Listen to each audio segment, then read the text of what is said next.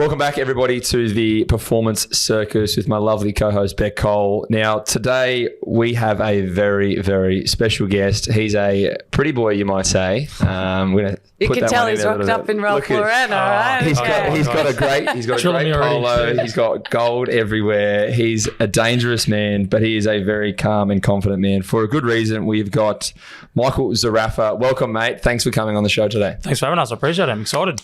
It's now, you're the first boxer we've had on, and I really wanted to have a chat with you today because everything we do here, our great partners at Champion look after us, but everything we talk about is physical, mental, and lifestyle. It's about the successes, the little things, the tidbits that people are looking into, that we're trying to morph ourselves into the greatest version that we can become, no matter what it is, on field, off field, inside the ring, outside the ring. Now, you've done an amazing job. Can you start us off a little bit? Where you grew up? I know you're a Melbourne boy, but talk us about that, your early childhood, and what led you into the art of boxing.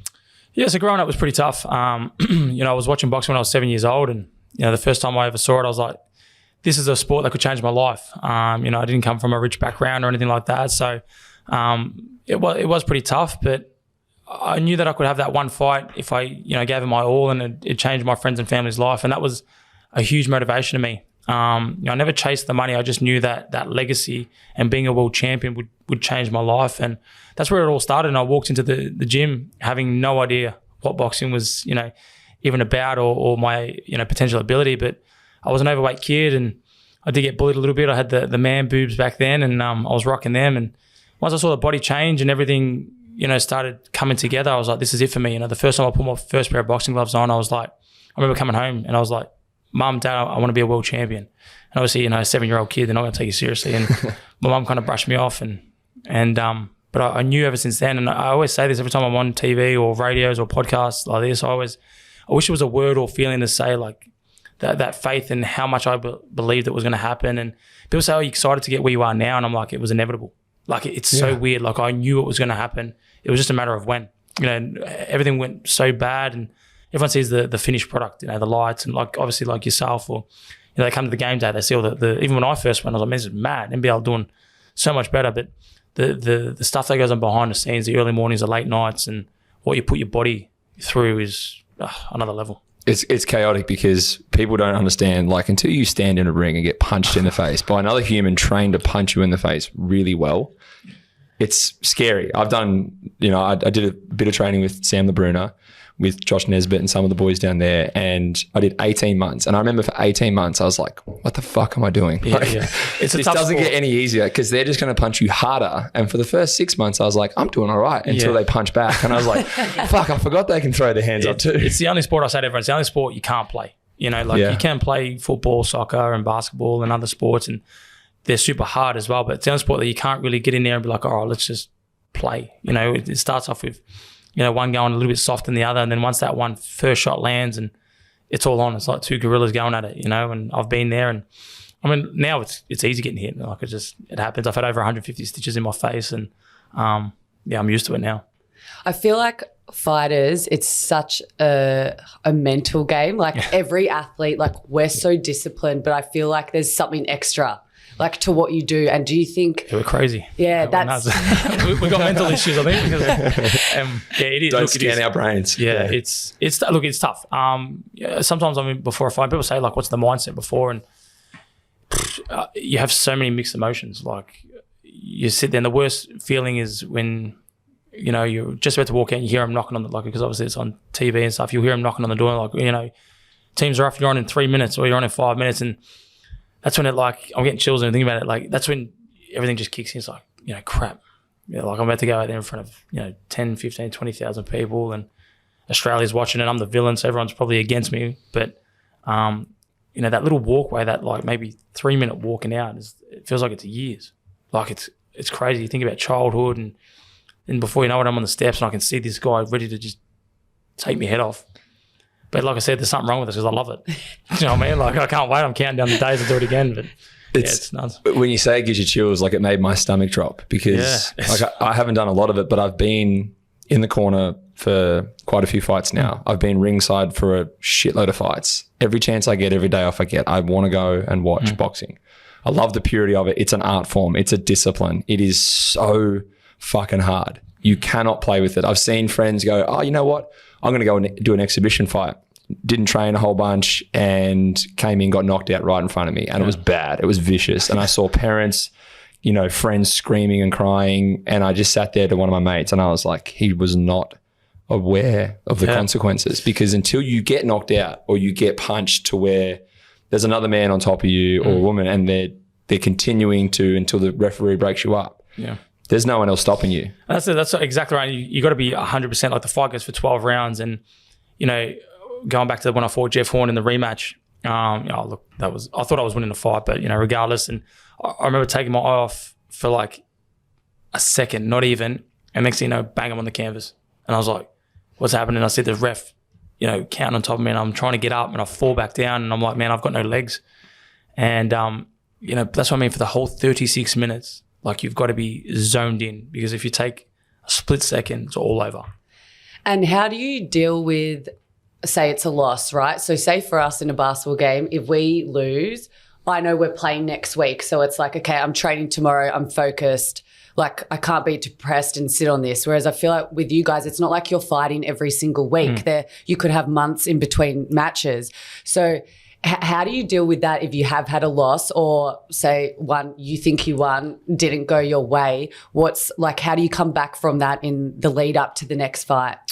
It's a good question. I mean, look, I'm lucky, you know, I haven't been on that end too many times, but you know, the times that I have, I mean, I'm a big baby and I'm in the back rooms crying, and it's not even the fact that I've lost. You know, I'm humble in victory and humble in defeat. It's just the fact that, you know, all the hard work, like you mentioned, you know, can be taken away from you. And I just say it's God's plan, and not like I literally just, it is what it is. And I just put so much pressure on myself. Like I have to win. And I don't know if you've ever seen me before the fights. Like people say, hey, you're so relaxed. Why are you like, I'm dancing in the back rooms and stuff. And like, cause it is what it is. Like I've got to go out there, and you got two options. You can be nervous and scared and not want to go out there, but have to go out there, or you can be happy and grateful and you're still going out there. So I just choose to go down that path. But the way I deal with it is just get back in the gym. You know, don't cry about it. Just have a few hours or a day if you need, and then bounce back in. And you were saying like you have that self-belief when you're going into a match, you're happy, you're vibing yourself, like you know you're going to do well. And do you believe that's like, before we started this podcast, you were telling us how you've done a 2.5 hour cardio session that made me want to vomit right here and right now. But you know you've done all the work, like you've been training hard, you've been eating well, all the recovery. So I guess, do you feel like you have that on top of you as well, knowing I've done everything I can, so God's plan? 100%. And that's why I know if I'm in the ring and I'm tired, I know that he's on his deathbed, because he hasn't been doing the things I do. And I do that on purpose. Like if I know you've done 10, I don't do 11, I'll do 15. Like, and every trainer, they're like, man, you got to kick Zerafa out of the gym. Like normally, you know, it's the opposite, you know, trying to get a fighter into the gym, because they're just like, I can't be bothered. But I'll make sure I put 6-7 hours a day, every day. And I've been doing that for the last year with no plan, no guidance, just waiting for my phone to ring. And, you know, boxing, I could get a call and say you're on March the 25th, and I could kick back for the next 6 weeks and do absolutely nothing, and I'll still have my fight day there and I'll still get paid. But it goes back to the hard work, dedication, how far you want to go. And for me, it's all the way, you know, and that's what I keep believing. So I'll put in the work. And I definitely, like, even resonating, you said 7 years old, I'm going to be a world champion.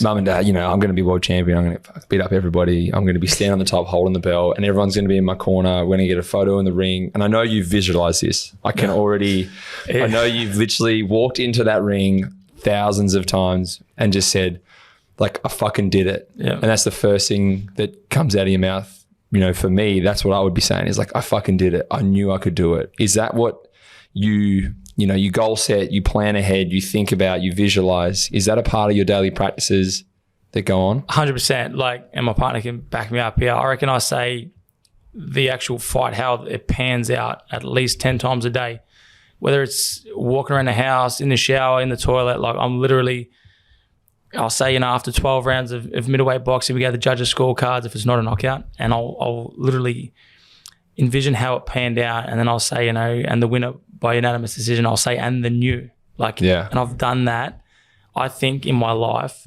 probably about 50 million times. Like, it's crazy, man. Like, I've got that many recordings of it. It's nuts. But for me, I just go out there and I wing a lot of things. And people say, hey, what do you mean? I don't know what today's going to bring. You know what I mean? Like there's a lot of people that are here today that aren't here tomorrow. So like I just get up and how the body feels, how the mind feels, I just wing it. You know, if I feel good and I get to 6, I'll go to 7. If I feel good at 7Ks, I'll go to 8. You know, if I'm sparring at 5 rounds, let's go to 10. I just wing it. You know, like I said, I don't really plan anything. But the manifesting and visualizing, like when I fought Jeff Horn, you know, I said the biggest mistake he did was sign that contract. And everyone laughed because he just beat Manny Pacquiao. Yeah. And, you know, I was pretty vocal and that was probably where I became the villain, but I backed it, you know, and I said to my brother, we sat down, I said, how it's going to pan out is I'm going to knock him out. And then I ended up saying this in it was in the Bendigo News. And I said, I'm going to knock him out, I'm going to be on the ropes and I'm going to look at the crowd, scan the crowd, and I'm going to say, I told the world, I told you. You all doubted me. And it was literally exactly how it panned out. I was on the ropes and I was scanning the crowd and I said, I told you. You know, I told the world you doubted me. I said, now doubt me now, you know. I said, why he's all in shock? I called this 12 weeks ago. And everyone was like, shit, you know, this kid just literally came out there and beat a guy that Manny Pacquiao couldn't beat. And you know, that's what I said. It's the mindset, you know. And like I said, you can be nervous, you can be scared, but you just go there and do it, you know. And I think the whole point of even just saying what you're going to do, people mistake this for arrogance, cockiness, and being a dickhead. And that's what happened. Like you were the villain. You were portrayed as a villain. You know, you're the Joker. Everyone else is Batman. Like they're all trying to take you down. And as soon as you get a clean shot off, it's like, oh, he's lucky. And as soon as you get hit, it's like, yeah, fuck you. Like you deserve that. Like take that. So understanding that when people listen to this, there's no excuse for not being confident. The only excuse you have for not being confident is laziness. Correct, yeah. And sitting there going, I think I could play well tonight. I just know I'm going to fucking rip you in your asshole. Like every day I think like, unlucky for you that you have to be on my team because I'm going to kick your ass today. So I think every day, yeah. That's the same. That's in boxing. If I don't kill you, you're going to kill me. Yeah. You know what I mean? At least like in other sports, like it's some not I wouldn't say easier, but like if you have a bad day, you can still win the game, you know, because you've got teammates and stuff. In boxing, you know, like if you're a little bit off or you take your eye off for that split second, it's all over. And I've been there. But like I said, I just wing a lot of things. I just try to have fun. I mean, you know, there's a lot of people that are here today that aren't here tomorrow. I just try to aim for your chin or your head, and if I can land it, I'm wrapped. And like you said, like boxing is an individual sport, but you do have a team that surrounds you. How important are they to you in like the lead up, especially fight night? Like I guess not a lot of, I feel like Australians know behind the scenes of that sort of stuff. Can you give us like a little insight into how actually big they are to you and you being successful? Look, they're the reason why you know a fighter can be successful, but the hardest point is finding the right team. And you know, I've been down past where you know I've been with multiple people and it's just not the right connection, not the right team, and that's what takes the longest. You know, I've been in the sport for 24 years, and I finally found the right team.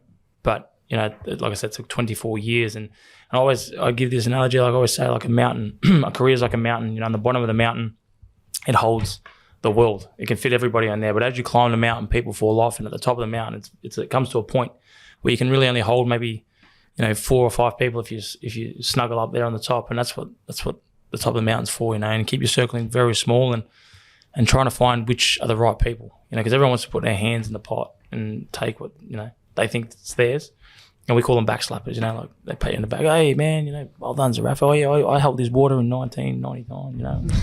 There's so many of those people in this world. 7, 8 years old, yeah. But, yeah, for me, they play a huge role. And without them, there is no me. But the hardest point and anyone listening is finding the right team and keeping your team small. People think, oh, man, I got all these like people and all these people do this and that. And I'd rather have 3 real people than 100 fake, you know. Facts. And I feel like that's even like today with friendships. As you get older and you, like you said, you realize, oh, hey, who's just here for me? Like when I win or we go out and compared to when shit's really going on in my life and I need someone to, you know, pick me up. Who the fuck are those people? Correct. And then, you know, I could probably name you 5 people that I really love and really like and really trust. Likewise, and that's all I care about. Like you don't need that. And I feel like they know the real you and your success is great. They're going to get behind you, but they love you for who you are, not with the boxing gloves on. Yeah, and that comes throughout the journey. Like I say to people, like, how many people, like, did you have friends in primary school? They're like, yeah, man. I'm like, how many did you talk to? They're like, oh, none. I said, did you have friends in high school? They're like, oh, yeah, man, I was the jock. I'm like, how many did you talk to? Oh, yeah, you're right. I said, like, on the journey, you find people, you know. I've had that many friends that I don't talk to anymore because they weren't real friends, you know. And, oh, come on, we're going out clubbing tonight. And I'm like, I can't, man, I've got training in the morning. Oh, man, you're weak, you're this, you're that. I'm like, yeah, cool, bro. Like, no worries. Go get smashed, go waste your money, go wake up and not remember what you did and who you're next to. But for me, you know, the real people stick, and I'm the same. I can only probably name about 5 people. And, you know, I think that's the best way to be, you know, like. And I'm quite intrigued, obviously, boxing, when you go in that ring, you need to, like, fuck the guy up in front of you. Yeah. Are you like friends with the people that you verse, or is that hard? Because like you said, they're going through the same thing as you. So like you understand your life. That's why a lot of my best friends are also basketballers. Mm-hmm. They're my sisters. But I feel like it's also very different in your sport because when you go in the ring, it's like kill or be killed, like you said. How's that? I mean, I seem to have a rival with everybody. I mean, I just must have that head that everyone wants to hit. I mean, I had it with Jeff Horn, I had it with Hardman, I had it with Tim Zhu. I mean, for me, it's easy. Like I said, it's business to me. I don't go out there looking for a knockout. It's like driving a car for me. I mean, every athlete's different, but you get in the car and you just worry about what you got to do. You know, like when you're driving, if you had to worry about what every single one else is doing, you'd be like, man, your mind would just be blown. Anxiety overload. Yeah, you know, like I just go in there and I'm like, all right, I got 12 rounds. I've trained for 12 rounds. I'm fit for 12 rounds. I'll take it round by round. And I don't actually say that, to be honest. I don't actually say 12 rounds. I just say 1 round at a time. Mm-hmm. Yeah, after the first round, I walk back in my head, say 1 more round, Mick. We can do 1 more round. And then after the second round, I'll come back, I'll say, no, we got 1 more round in me. And then before you know it, you're going into the 12th round. You know, if you sit there and say it's round 4, fuck, I got another 8, 9 rounds left. It's like, Jesus, you know, you start throwing yourself out, you know. So I just try to play mind games with myself. And I've been in the ring and I sing. And people like when I say this, people are like, what do you mean? I'm like, yeah, like I'll be singing my walkout song in my head. And then what's the worst song you've ever sung? Like 1,000 Miles by Vanessa Carlton? I love that song. It's a good song. I love it. And I need you. It has fun. But I can't remember what song I sang. But I've sung like the Hall of Fame, like my walkout song, and because I roughly know how the words go to that, or I'll hum things, or I'll talk to myself. Like I remember, like I've been hit, and I'm like, you're all right, Mick. Like you're all right. Like when I fought Hardman, we were talking in the ring, and I was like, man, like I just try to take my mind off what actually needs to be done. And like I said, it's 36 minutes. I mean, I know it's a long time fight, but it's a long time to punch on. Yeah. But I think I'm just immune to it now. I just get in there and collect the paycheck, get the belt, and go home. And is positive like self-talk and visualization something like that you've trained, or did that just come naturally? Like earlier you said it was oh my God. Inevitable. Inevitable like for greatness. Did that come from your family, or was that something that was just like that was in you? No, I'm actually probably recently, remember in the last couple of years, I was actually really negative. Like I would always find, probably even now I'm still negative because I can see her looking at me. A couple of nods from the other side of the room. Yeah, bad. Yeah. As much as I've always had that dream and I've never lost faith, and you know I knew it was inevitable for me. I was always like, when someone gave me a positive, I was always trying to find the what ifs, and if it doesn't go to plan. And even to this day, I always go negative. But I was working with a sports psych who I highly recommend to anybody, you know, to do, because I was like, how can I talk to somebody and think, oh yeah, now my brain's going to be better?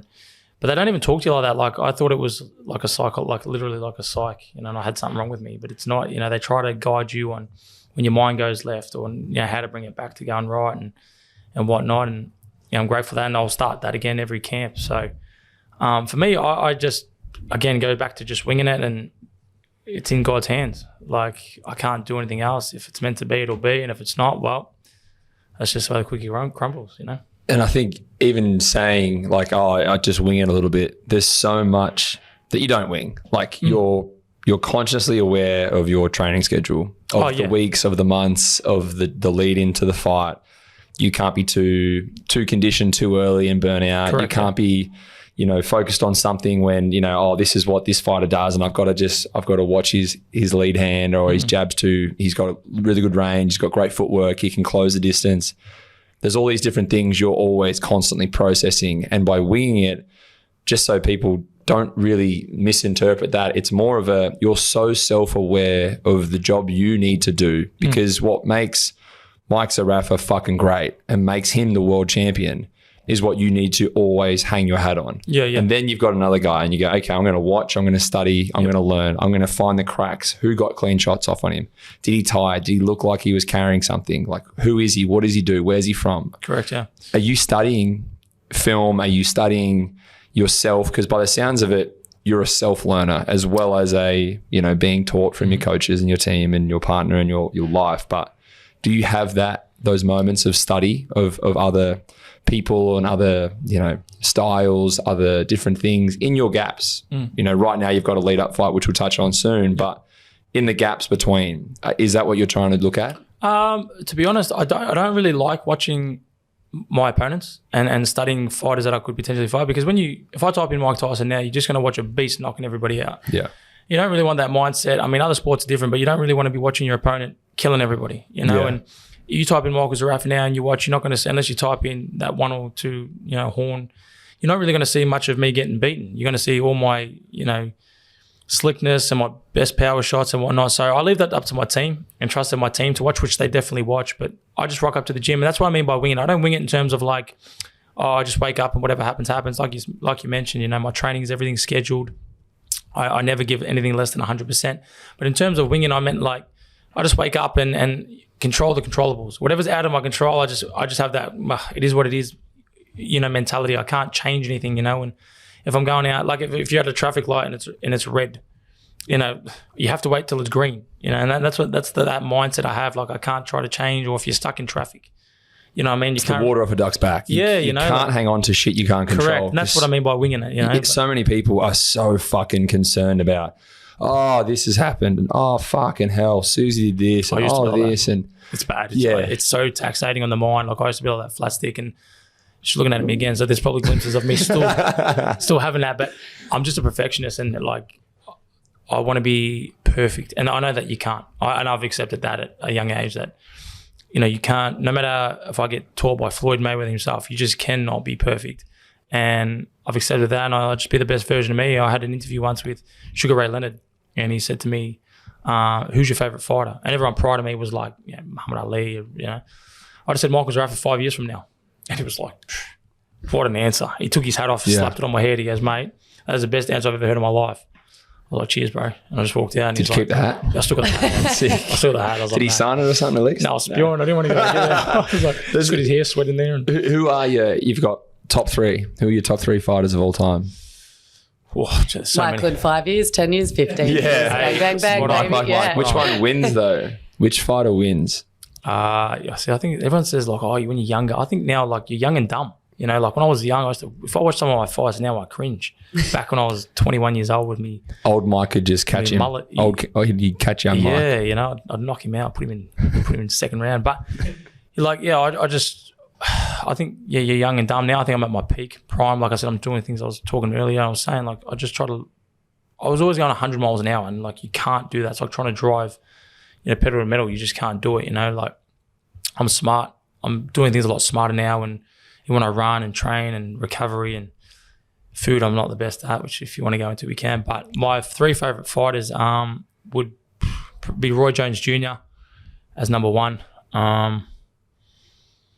Miguel Cotto as number two, and I'll probably have to say me at the end of my career. Ooh, yeah. Love that. Roy Jones, would you have loved to have fought Roy in his prime, or would you have avoided that fight rather than him? I'll fight anyway. I mean, it would have gone probably not even a minute, and I would have been looking at the ceiling. He's so slick. My god! But I'd love to obviously fight him, and even like Mundine. Obviously, I got him at the end, but I'd love to fight Mundine back when he was in his prime. I feel like we're very similar. I got a better chin than he does, and I feel like I hit a lot harder than him. But Roy Jones Jr. would be a scary man. Even now, he looked great. All of his highlights. I'm sure we can pull some of these up and overlay, but far out, hands down by his side, chin out. I've had him ringside a few times in my fights, which is I've met him in America. He came down and watched when I fought for the Commonwealth title, and he praised me then. So if Roy Jones listens, thanks. Yeah. Have you ever thought of any like training sessions with Roy? Have you had that conversation ever? Is that something you would entertain? Because I know for me, and I'm sure for Beck, if someone came and said, "Hey, MJ wants to, host a workout and he wants you to be there," I'd be like, "All right, I'll kick my mum in the left hip to go there." Sorry, mum. But Yeah. I've told her I'd dunk on her and yell at her as well. So I do love my mother. Just everyone is aware. It's look, I've been grateful, to be given the opportunity to. I was training alongside with Manny Pacquiao and head trainer Freddie Roach. I was living in America, and I was like getting fights over there, and I was alongside again Miguel Cotto and all the world champions, Jose Ramirez, Ray Beltran, all of them. Miguel Cotto. So to get up every morning and run with these guys and train with these guys and adapt was amazing. And obviously I built relationships over there, and now like they're my mates. They text me, "Hey, when you coming over? Like we want to do a training camp. I heard your fight." I was talking to Ernie, who's 2IC to Freddie Roach. He goes, "Man, congrats on the fight. Like, you coming back to us? Are we training you? What are we doing?" Like, so to be in that situation where like the best of the world. People that know about Freddie Roach he's probably the best. He does a lot. He's the best, but his brain is ridiculous. And even the little time I was there for that 8 months, like things I learned there, I was like, Jesus Christ, like he's just on another level. And your schedule is nuts. I feel like the mentality you have to have as a boxer, like your mind is going all the time. You're famous for like never taking a day off. How do you actually switch off when you need some downtime to reset, recharge, go again? Like what does that look like in your eyes? I'm still trying to figure that out. Yeah. Sparring. Sparring, yeah. Like, sparring. Yeah. Shoulder sparring. Like a 10K run or something. Like I can't even remember my last day off. And if you've been with the team that you said you've been with, they would probably have told you. I literally don't take days off. Like I used to get in trouble. And I'd like teammates and trainers have to ring other gyms and say if Mick walks in, like, we got to the point where like even now I'm obsessed. Like I have to be the best. Like it got to the point where if I had an Oreo, I'd lift up my top and count my abs. I'd be like, fuck, I gotta go for a run. Like it got to a point where it was like, man, I'm insane. Now because I'm getting older, I actually can't do that as much. But like I don't know when the off button is, and I haven't figured out what I enjoy. I just training. I'll get home, I wake up in the morning, I'm at the gym, come home for an hour, shower, quickly grab something to eat, I'm at the gym again, 2 hours there, I'll shower there, if not, come home, quickly shower, I'm back to the gym again. I'll have things in between like podcasts or media things, commitments, and then I'm at home and do it all again. Have you thought about putting a shower at the gym? Save lag time? Well, yeah, because gym, home shower. There's one at my boxing gym, there's not one at me. Well, there is one at the cardio, it's at the Derrimut gym there, but I don't trust them there. But that's what probably separates you, like from people who are great boxers to people who are phenomenal. And do you think that's something that has changed the game for you? Yeah, I think that's where if you're good, that's where you become great. And boys become men in a boxing gym. You learn to fight there, and you get beaten, and that's growth for me. And like I said, in a fight, if I'm tired, I know you're like dying, and there's been fights where I'm like, shit, man, I'm wrecked, and I know then if I'm feeling like that, fuck, I got to go harder because he's dying, and that's the time to capitalize on it because he hasn't done it. The early mornings, late nights, like I've had, even like when I get ink for things, like people are like, oh man, like you're crazy. Like I literally got to tell you that day I was at the gym. People are like, what are you, nuts? Yeah, I had the same thing. I got a leg sleeve. I did 12-hour session. The next morning I woke up and I was like, I got to do another 8 hours today. I was like, I'll go to the gym quickly. I did a workout and I wore like a skin sleeve over where I had it done, and I didn't realize it was not a clean one, and I actually got an infected leg. That's on you, bro. And I was like, I said, you know what a fucking dickhead. I was like, why did I even go and train? What am I fucking doing? I'm about to get tattooed for another 8 hours. And I was just like, well, see, I'm a lot smarter than you. I'm a lot smarter than you. That was young and stupid Mitch, but I'm probably not much smarter now, but I definitely, I understand what you're saying when it's an obsession to the point where you feel like you've had so much momentum to get to where you are. And there's so much consistency, there's so much effort, there's so much sacrifice, not just you, but it's your team, your loved ones, the 5 or 6 people that you've got in your corner. And for everyone that is at the top or wants to get there, you've got to just get rid of all the dirtbags. Yeah, 100%. You got to kick them off. And that conversation's so fucking hard to have because you're like, look, Beck, I really enjoy going out and getting on the piss, but I'm making a choice not to anymore. So kindly fuck off. Yeah. So I feel like the easiest way to do that is just keep being you, and eventually they'll drop off because they're not the real people for you. Like if you just keep saying, no, I've got training, I can't come out drinking, and don't be like, what's the word, like influenced. Yeah. Then eventually those people that you think are real that aren't actually real will end up going their own way. And then you find the real people like, oh man, thank God. I'm in bed by 8 o'clock watching, what was I even watching last night? Beetlejuice. Like, hey, that's my favourite movie. What a classic. But and then people text me, I'm like, man, like I'm freaking wrecked, man. What's wrong with you guys? Like, yeah. My nights out are like playing bowling at the local, like kicking back. Yeah. But it's powerful. And when you start to make those choices for you, that's where the self-love, self-care, self-worth comes from, because self-care is the greatest form of discipline. 100%. And without that, you're basically a pile of shit, because you're not going to be consistent. You're not going to have the trust that, okay, I can do my 12 rounds today. I understand my opponent. I understand where I'm at. And anyone who has any goal in mind, work, business, life, hobbies, it's the consistency of knowing where you want to get to. What do I have to do to get there? And then not taking a day off, because you take a day off and it's like, it's okay. I worked 6 days this week. Well, that's great. Well, someone else did 7. Yeah. And if you can find the time just to get a little bit better, we talk about it in basketball all the time, and in any sport, it's that 1%. That 1% every day. It's the consistency of effort. 1% every day. Just can I give a little bit today? Yeah. Just a little bit. You don't have to go hard either. Like even if you do it like at 40%, you feel like, you feel like shit. Some days you wake up and people say to me, how do you stay motivated? I'm like, man, I'm human. I wake up in days, I'm like, fuck.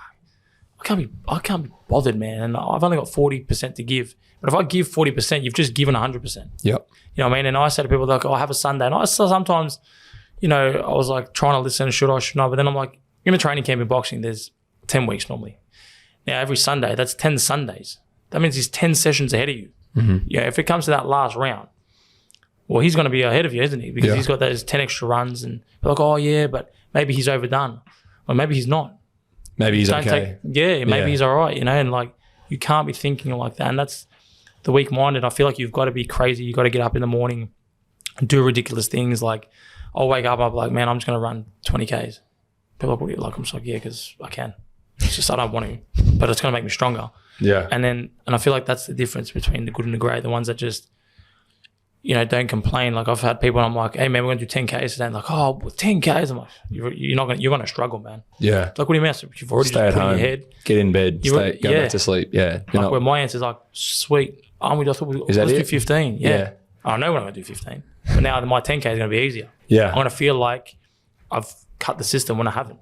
Do you know what I mean? Like you got to play mind games with yourself. And there's days where you just feel like absolute shit. And that's pretty much every second. I mean, I get hit in the head for a living, but it's you just got to get it done. It's in the bank, and come fight time, you spend it. And I remember when we were at the AIS, Phil Brown was our coach, and like the one quote that stuck with me, because you and I were competitive, like that's in us. But it was like, if you're not out there, someone else is out there getting better. And like when he had that talk to us, I was like, nah, I can't have it. Yeah. And like, say if I was like, this was supposed to be my rest period, and I saw like one of the girls just go get shots up, I'd be like, nah, I have to go. Even though I might have already done that for 2-3 hours, I was like, I have to do it. So I totally understand where you're coming from in that. And it makes, hey, if you got up and you only gave 40%, you gave 100%. I really like that. And I think I'm going to add that to like my notes and something, when a day is hard, just you waking up, and if it was just you going for a walk, for people out there who aren't necessarily athletes, is, hey, you still gave 100% today and you did something for yourself. And I believe athletes especially, we are selfish, but I do believe selfishness is something that gives a great tool for us to be successful. So like you going to bed at 8 p.m. and, not going and seeing your friends, yeah, that's upsetting, but also that's making you great. Yeah, 100%. And that's what I mean. Like I always say, people, a bad day, like everyone fights their demons, everyone's got injuries, everyone's got whatnot, but like a bad day can only last for 24 hours. And I always say that, like, man, they're like, oh, I feel like crap. I'm like, it's only 24 hours. Tomorrow's a new day, reset, new mindset, But yeah, like I don't know, like that's when I say, well, like I wing it, because you don't know how you're going to feel in the morning. I just get up and like, how do I feel today? All right. And it got to the point, like I said, it was real bad. Like I'd be driving, I'd see like an old man running, and I'm like, shit, if he's running, what's my opponent doing? But I've already clocked 6 hours. Like, I'm telling you, I was bad. Like, I used to train. Like, I had gyms cancel memberships because I was like, Mick, like, it's not well what you're doing. Like, you're training to the point where, like I'd run 10Ks in the morning, train an hour and a half, go spar, do my boxing 2 hours, go back to the gym, run another 10Ks. Like, man, like, I'm sitting around, I'd go back to the gym, a local gym, because my boxing gym's closed. I'd be hitting the bag there, and then I'd be like, maybe I'll run again. Like, it was bad. Would you ever consider post-boxing doing like those ultra marathons? Nah. I'm going to be the sorest old man. I was going to say, yeah. I'm 32, turning 32, my knees, my hips, my lower back, it's all, like, I feel like I'm 70. People are like, oh, what? You look like you're 22. I'm like, yeah, man, I feel 70. I look good, but I feel old. I feel like I feel the same way right now too. I'm Facts. 31, going on 49. Yeah, but yeah, I'd like to say I look 22 as well, but I'm probably lying. 31, knees at 91, period. Yeah, that's young. I reckon I'm on a fucking 100 now. Now, great news just came out. You have a world title shot, WBA. Talk us about that, your opponent, and what to fucking expect, because I already know the answer. Yeah. And if you're listening to this, you fucking better tune in, because you're hearing it here first, and I already know the fucking answer, so please just take it away. Yeah, like every fight, I go in there that I'm going to win, even if I give 200%, and it doesn't go my way. I've walked in there knowing I'm going to win. But for me, I've got a different feeling. I've had 2 attempts and fallen short. I fought 2 of the best in the world, and I fell short, and I feel like, it comes in threes, and this is my opportunity, and everything I've been through leading into this, and obviously, a little bit about my past, and this is it for me, man. Like, I truly believe I'm going to take Lara's head straight off his shoulders. I was actually messaging him on Instagram saying, "Fuck yeah, what'd you say?" Yeah, I was just abusing him because it took too long, and it got to the point where, like, I was just like, fuck, like, he needs to hear what I got to say, and he left me. I love that. Yeah, just like warfare. Yeah, and then I was away going. And this wasn't even official just yet. You were just waiting for him in return, just like, it was just pissing me off. I can off. poke the bear a little bit. Yeah, like, because he was just delaying shit. And I was like, man, like, and it's a lot of money. Like, it's not like, oh, man, like, we're talking millions. Like, you got my money and my belt. Yeah, give it here. Cut the shit. Give me my crap. You know what I mean? Like, it took 13 months and was still, and then, like I said, I woke up at 2 a.m, half asleep, with my notifications going off, and it was the Americans, WBA, saying, it's been sent. I freaking jumped out of bed. Nearly dislocated my freaking legs. I nearly ended up at the Northern Hospital. And yeah, I was like, fuck, we done it. Like, we've cornered him now where I can call the shot, and we're trying to get because I don't want to be on his promotion. I mean, it's massive. It's PBC, the biggest promoter in the world, one of the biggest promoters, and Vegas MGM, which is huge. But I mean, if I can get in Australia or be on like a co-main to the Cambosos Loma fight, which we're in talks with. That's awesome. That's huge. Yeah, massive. That's massive. So, but I mean, I leave it to my team. I just, again, wing it. I just let them do the job. And the rough date, that's meant to be? March 30 was meant to be the date. Well, it is the date, sorry. Yep. It's just now I've got to make a decision. Yep.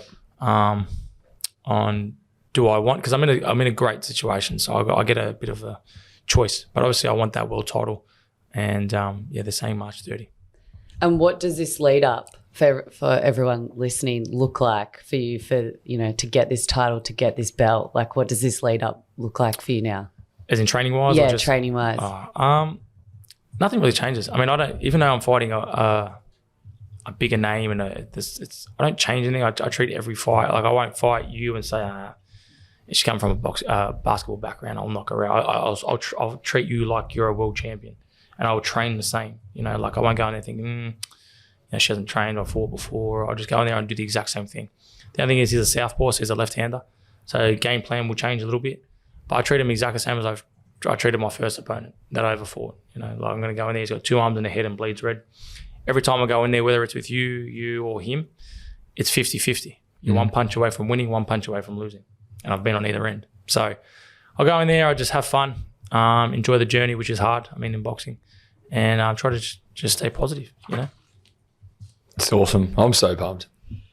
I know, I can't wait. I also feel like I want to I'd like to see Zerafa box you too. That'd be pretty cool. You know what I would do? Co-main. Literally just run around the ring and probably jump over. Beck doesn't actually bleed either. She's the only human that's never bled. Well, there you go. She's got a gun. She's flexing at the moment. We've got a camera, so everyone will see as well. Nah, I think I legit though, I feel like boxers are just so good at talking shit. I feel like that's part of the game. But I feel like I want to hit you up for like some certain lines that I can just fucking crack in a game, and I'll be like, everyone says that. Everyone says like, man, you should do a motivational speaker. I'm like, really? Fuck. I don't know. I just that's what I mean. I don't try to be anyone I'm not. Like, and a lot of people, man, like, especially in the boxing world, like, you've seen my press conferences. I'll just be me, and that's why Foxtel, and I mean, they painted me as the villain, but they love me. They're always like, man, we need you, you know, like, without me, the 3 of the biggest fights in Australia, Zerafa, Hardman, Zerafa, Horn. I'm involved in all 3 of them. They try to be American, and they try to be like Conor McGregor, and I'll just be me, man. If I don't like you, you'll know about it, and if I like you, you'll know about it. I don't try to be anybody I'm not and try to make things fancy. I just, like my last opponent, I was fighting a guy from Italy, and literally had no idea what he was talking about. And they're like, you know, Mick, what are you going to say about that? I'm like, I leaned over, I'm like, man, I don't even know what the hell he's saying. Like, can anybody translate? Like, I've got no idea what he's saying. This is live on Fox Sports, mate. Yummy. Yeah, Michael. I was just like, yeah, cheers, bro. Like, and then I ended up having to turn on I turned on the what's his name? Ben Damon, the guy that into the MC, because I had nobody else to turn on. So I was like, man, so I'm gonna make this more interesting, because they put a lot of pressure on me. They're like, you got to sell this, and I'm like, fuck. Because that's a big thing that people don't understand is, as much as you're yourself and being your true authentic self, we talk about this nearly every single time we have a guest on, we have our power episodes, is being your true authentic self is the most incredible feeling you can ever do. Yeah. And without that, you're just lost. You're just wandering around. As you said, you're not as consistent, you're falling away, things aren't working, life's fucking, you're negative. But when you understand who you really are, and you're okay with that, your team's okay with that, your family's okay with that, that's where power comes from. That's where confidence comes from. And I think when they try and sell these fights, you know, they sell themselves, but then, hey, we need you to do this, this, and this. You go on Big Brother, you go on these reality TV shows, they're all bullshit. Yeah. They come up to you and they say, hey, he just said this about you. Go on, tell him. That's literally what and you go over there and do it, and it's just like, oh, now you're the main headline, and all of a sudden social media is blowing it up. You're sitting at home going, well, they actually told me to do that. Now I'm getting they crop everything. Like, I'll snap. Like, I remember I abused one of the guys that he was one of the. Well, I don't know. I'm not going to name drop. Actually, he was from Fox Sports, and he interviewed me for like an hour, and then within an hour after that, nothing I said came out. I rang him and drilled him. Like, I'm talking next level, where I was like, shit, I probably shouldn't have said that, but I was effing this and effing that and abusing everybody, but. Like, I just don't get their jobs. And it started with the horn fight, where like they'd literally stop and be like, no, like, you can't be nice now. Like, he's the nice guy. Mate, no, I'm not the nice guy. Fucking, you've just met me. And they're like, oh yeah, I know, but you look like, look like what? Yeah. What the fuck do I look like? A cockhead. Yeah, that's what they said. And like, they put a piece of paper that had like, say this and say that, and I just went with it. And people that meet me, they're like, oh man, you're actually really nice and down to earth. I'm like, yeah, man, don't read that. The actual worst thing I hate is when people say, man, you look way bigger on TV. I'm like, fuck, gee, thanks. You said to me when we walked in, you go, fuck, you're a lot bigger than I thought. Well, I was sidelines a few weeks back, and I was like, on court. I was like, maybe because you're standing next to other 6'9", but well, you're a freaking unit. Yeah. Oh, big thanks. boy. Yeah. Oh, thanks. Don't tell him that. Whoever out of fit. Says the girl who's got a 6-pack showing under her champion shirt. Yeah, horrible. Us 3, we should have a 6-pack off. Nah, had a couple of bagels. Look, real quick, mate. Champion are one of our sponsors. They look after us. They're an amazing brand. They have some stuff here today. Legend. They'll make you look even prettier. Thank you, Champion. So we've got 2 quotes from Champion. We always do this. This is our little sponsored Champion segment. 2 quotes. You're going to find the one that most sits well with you, and then give us a little bit of backstory on why. The first one is, he who is not courageous enough to take risks will accomplish nothing in life. Do you know who said that? I do. Probably I think the greatest boxer of all time. Muhammad Ali? That's it. Yeah, that's right, yeah. I've read it on a t-shirt somewhere. Yeah. And I think Beck wore it one time. Oh, yeah. The second one, every champion was once a contender that refused to give up, by Rocky Balboa. Yeah, they're powerful quotes. I mean, the 2 of the best in the sport have said it, so you got to either take something from it, but nail on the head, really. I don't really know how to elaborate on that. I mean, give it your all and you'll get results, I think it's, if there's a fight right now, Rocky or Muhammad. You got to go Rocky. Yeah, it's a great story. Rocky Balboa. Have you ever punched a slab of meat? Hey, you're gonna laugh. I actually did a Beck's like, what the fuck? Hey, I did. I'm not even joking. Oh, We got a nod. Yes. So Do you know what we're talking about right now? no. Have you ever seen Rocky? Well, Don't lie. Nah, not for a really long time. Wow. Why did he punch a piece of meat or like a pig hanging? You gotta watch. Yeah. Yeah, just a couple of filet mignons, just uppercut them as the waiter served them raw. No, please go on YouTube Okay, that's right now. my homework. Go on YouTube right now and type in Rocky Balboa punches meat. It sounds really odd, but I did it once. I'm not even joking. I got a call up and they're like, man, we got a photo shoot for you. And I was like, yeah. They're like, hey, it's something different. Bring your wraps. And I'm like, yeah, all right, cool. You know Lamana? yeah, It was in the back of the ear, like where they sliced there was all all these like things hanging up, and they're like, man, just start laying into it. I'm like, man, this is really unhygienic. I'm like, sure you're not cutting this up and bagging it. They're like, nah, we've got these ones extra. And yeah, but I did a photo shoot. You want to turn the noise down a little bit, please, Beck? Well, for everyone watching, There you go. Zerafa and Lamana. There it is. nuts. That would be fun. Besides the smell. Yeah. Not a big red meat fan. Can't believe they actually made you do that. Was it like- cringe? Yeah. Did you feel like Yeah, it was hell of Surely, sun back like, then. It was this like, is- I think I was like, I had the worst hairstyle. Like, I'm talking butchered. Like, it was bad. And it was a Herald Sun. Yeah, it was one of the main pages. This was years ago, by the way. Well, lucky you're known as a pretty boy now, so I tried to shake that off. I couldn't get rid of it. It was not for my looks, by the way. Thank you. It was, I couldn't get rid of it. I was in the amateurs. I said, oh, he's real pretty to watch, the pretty boy, and I just stuck. your style was there and then your looks came along with you? You got rid of the man boobs and Yeah, the man boobs here left. you are today. They ran away from me. As we say, look good, feel good, play good. Amen. Easy. Well, Michael, thank you so much for coming on the Performance Circus today. We wish you the best of luck. Can't wait to watch March 30th. Fingers crossed for you. Let's do it. Thank you. So everyone, if you enjoyed listening to us today, like, share, subscribe, leave a comment, and we'll see you the same time next week. Thank you, Michael. Thank you. Thanks for having us.